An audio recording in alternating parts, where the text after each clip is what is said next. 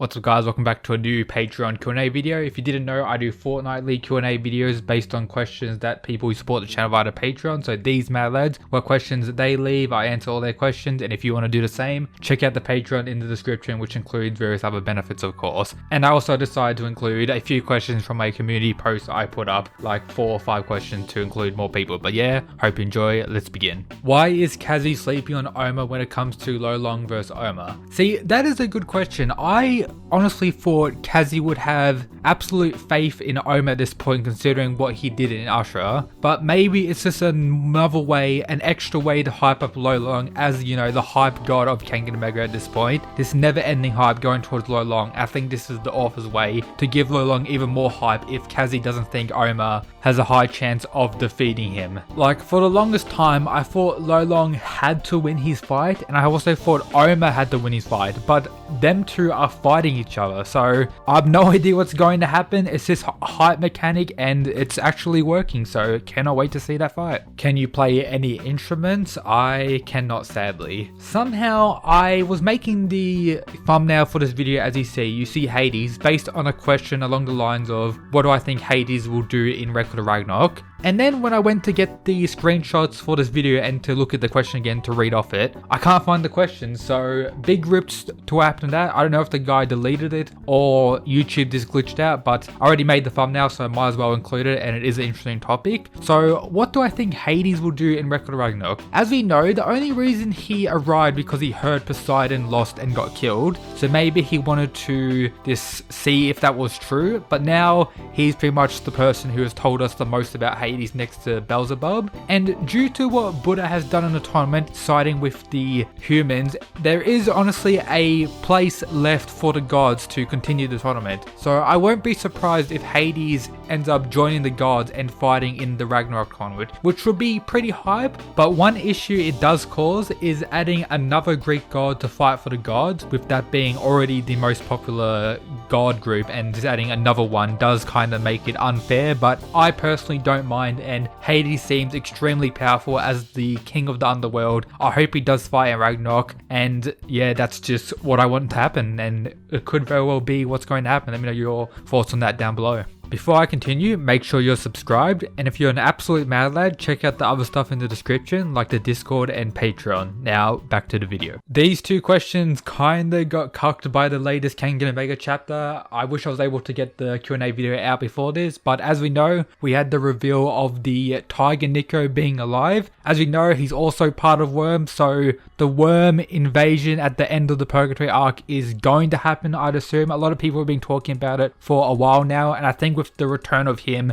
and him talking about the final act, I think some shit is going to go down. Hopefully it happens after the final fight between Lolong and Oma. I hope they don't cut any fights short. That would be a little bit of a letdown, or a pretty big letdown for me personally. So hopefully after the fights conclude, all the Worm stuff goes down, which will be even more hype and will be a perfect transition into the next arc. So yeah, Worm crushing the tournament, or maybe Tiger Nico's troops or something crazy like that. This question as well also got somewhat cucked by the latest chapter, but I still do believe Faye is the Tiger Vessel and he's currently fighting Waka. But regarding the sudden death thing, that could actually happen, which may result in another fighter from both sides going out to, you know, finish the tournament. And if that happens, that may be where the invasion of the Worms or Tiger Nico's plan comes into action, and maybe the Tiger Vessel revealing himself there, where he doesn't actually reveal himself during the Waka fight, which would be pretty interesting. But still, I do hope the tournament concludes before an invasion, and I do still believe Faye is the Tiger Vessel. I think it's like a 70% chance that he is at this point, considering what happened in chapter 121. Do you think Hajun will win? No, I do not. There's a few reasons. Buddha is an absolute mad lad, and what's going to happen if he does win? We know he's a legendary berserker from the Netherworld and seems to be very insane, so I doubt he's going to be someone who just defeats Buddha, wins the match, and then goes, sits down quietly and watches the remaining fights. I think he's going to continue fighting and cause an absolute rampage if he was to kill Buddha. So with that alone, and with Buddha still having more transformations for his staff to come out, I do think Buddha's going to win super high difficulty, but will take an insane amount of damage and will demonstrate his overwhelming power. Do you think we'll see any fighter stronger than Kroki Gensai?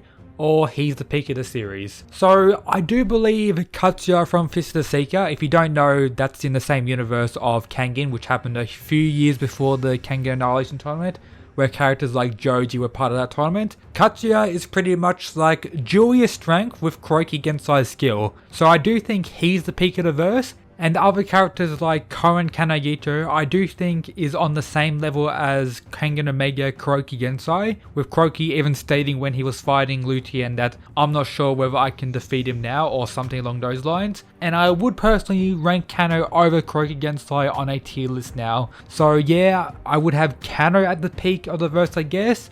We have no idea what Lolong's going to be capable of. We also have Kure Ryan, who's around that level, and I'm assuming as well Edward Wu. Then we have the leader of the Worm, who could also be insanely powerful. But I do think Kuroki will stay around the top, but not the single peak of the verse. A lot of the characters are very interchangeable around the top now, but Kuroki Gensai is still definitely around the top. What do you think of Waka vs Julius fight, my personal favorite fight? I hope season 3 of the Kengan Ashura anime comes out, because that is going to be the first fight, and I agree with you, it is personally one of my favorite fights.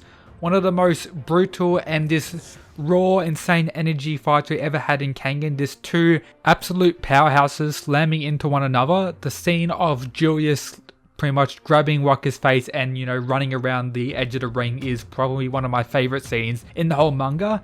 And also one of the fights, I really had no idea what was going to happen. At this point, Julius was pretty much the fighter for Hayami, and Hayami had kind of this antagonist role where I thought he was going to make it to the later rounds of the tournament. And Waka as well, who had all this hype going into that fight. I really had no idea who was going to win. At some point I thought Waka was going to win once the first blast call came out. Then Julius was able to overcome that, and I thought Julius was going to win.